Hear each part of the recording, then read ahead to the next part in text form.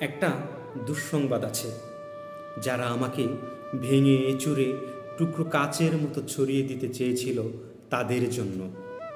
দুঃসংবাদটি তাদের জন্য যারা ভেবেছিলে আমি হোঁচট খেয়ে পড়ে গেলে আর কখনো উঠে দাঁড়াতে পারবো না, মুখ থুবড়ে পড়ে থাকবো গা ঘিন ঘিনে কাদায়। আমাকে ছিঁড়ে কাগজের মতো কুচি কুচি করে হাওয়ায় ভাসিয়ে দিলে আমি হারিয়ে যাব দিক শূন্যপুর।